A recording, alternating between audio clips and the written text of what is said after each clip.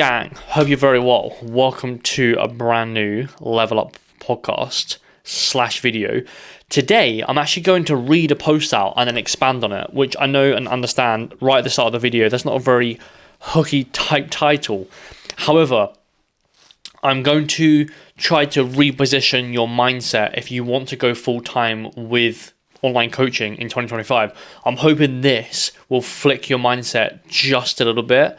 So if you can actually think like this, you will actually go balls deep on becoming a full-time online coach, basically.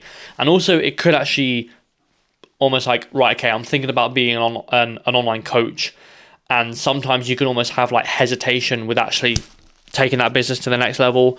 Or you have that hesitation with like, right, fuck it, I'm out of this shit, I'm going into online, right? Because of the security side of things. So you've got financial security here. It's the fear of unknown here.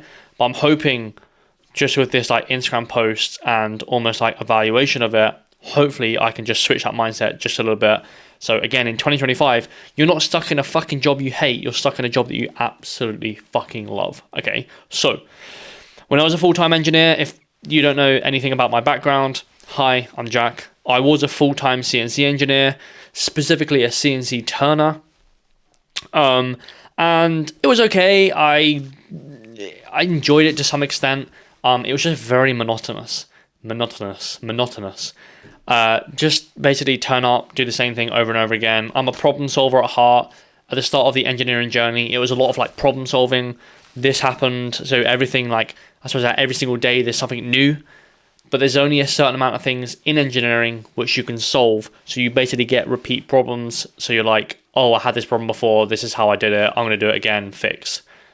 So it got a bit boring. Okay.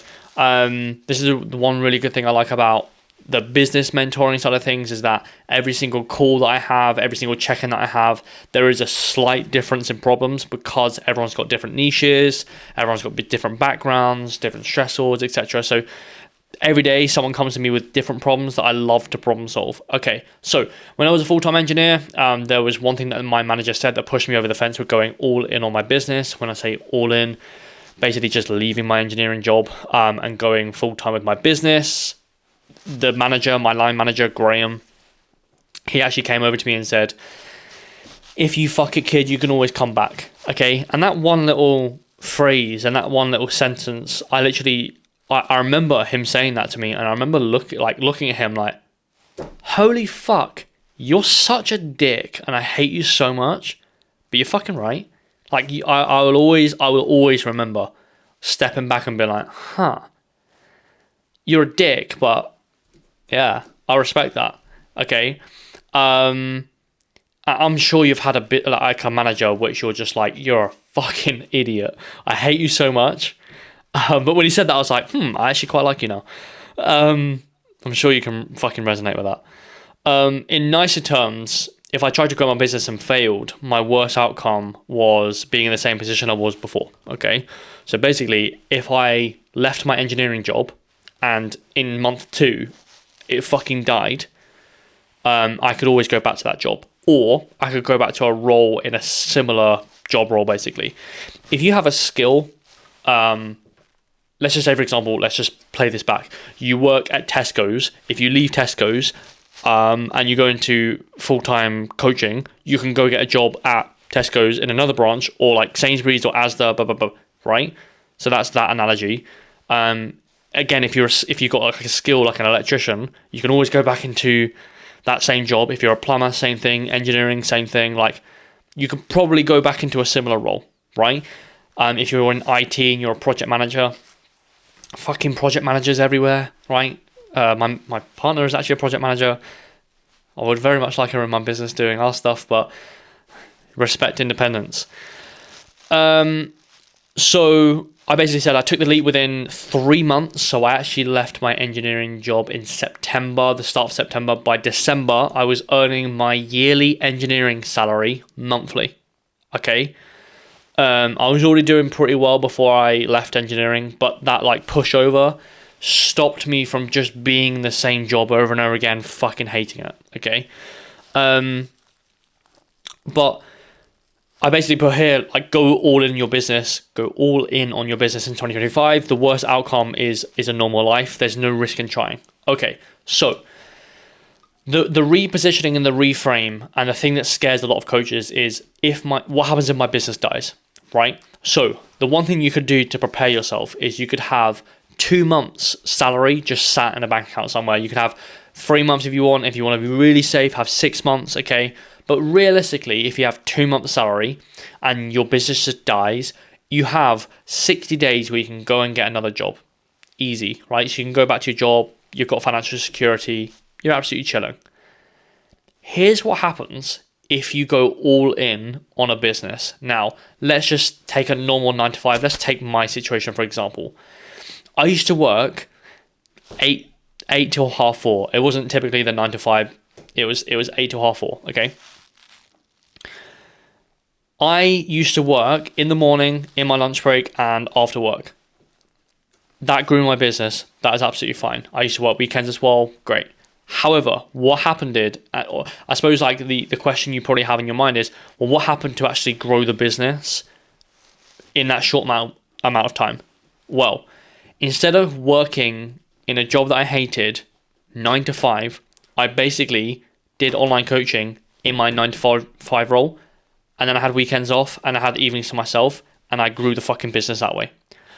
Instead of working for someone else for 40 hours in a job that I hated and working 20 hours on myself, or back then it was probably 40, but I basically doubled down in that 9 to 5 role on my fucking business.